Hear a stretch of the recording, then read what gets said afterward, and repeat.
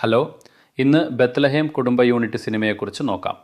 കഥ എന്താണെന്ന് നോക്കിയാൽ, സിനിമയുടെ തുടക്കത്തിൽ ഹീറോയിൻ കുടുംബം സ്വന്തം തോട്ടവും വീടും വിറ്റ് പുതിയൊരു സ്ഥലത്ത് വാടകയ്ക്ക് വരുന്നു. വാടകയ്ക്ക് വന്നപ്പോൾ അടുത്ത വീട്ടിൽ കല്യാണപ്രായം കഴിഞ്ഞ് പല വർഷമായ നിവിൻ പോളി താമസിക്കുന്നു. ഇപ്പോൾ ഹീറോയും ഹീറോയിനും കണ്ടുമുട്ടുന്നു. ഇരുവരും പ്രണയിക്കാൻ തുടങ്ങുന്നു.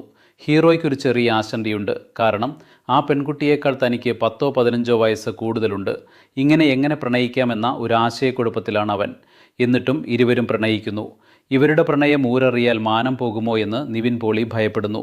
അതിനുശേഷം എന്ത് സംഭവിച്ചു എന്നതാണ് ഈ സിനിമയുടെ കഥ. ഇതൊരു സാധാരണ യഥാർത്ഥ കഥയാണ്. വലിയ കഥയൊന്നുമില്ല. പക്ഷേ സിനിമയായി നോക്കുമ്പോൾ ഇതൊരു വലിയ സിനിമയാണെന്ന് പറയാം. കാരണം സിനിമ മുഴുവൻ ഒരു ലൈറ്റ് കഥയെടുത്ത് അത് കലകലയോടെ പറഞ്ഞ് അവസാനം കുറച്ച് സമയം എമോഷണലാക്കി വീണ്ടും കലകലയോടെ അവസാനിപ്പിച്ചിരിക്കുന്നു. സിനിമ എവിടെയും ഒരു തളർച്ചയില്ലാതെ ഒറ്റയടിക്ക് ഒരേ ഫ്ലോവിൽ പോയി അവസാനിച്ചു. ഈ സാധാരണ കഥയിലെ സാധാരണ സീനുകളെപ്പോലും സൂപ്പർ സീനുകളാക്കി മാറ്റിയത് മമിത ബൈജുവും നിവിൻ പോളിയും തന്നെയാണ്. അവർ അടിപൊളി നടിച്ചു. ഇരുവരുടെയും കെമിസ്ട്രിയും വളരെ മനോഹരമായി വർക്കൗട്ടായി. അതിനു പുറമെ സിനിമ മുഴുവൻ ചെറിയ ചെറിയ കോമഡിയിട്ട് നിറച്ചിരിക്കുന്നു. ഇവർ ഷോർട്ട് ഫിലിം എടുക്കുന്നത്, ഹീറോയുടെ അനിയൻ പ്രണയിക്കുന്നത്, അവിടെ വരുന്ന വില്ലൻ ഇതൊക്കെ വളരെ നല്ല കോമഡിയായി ചെയ്തിരിക്കുന്നു.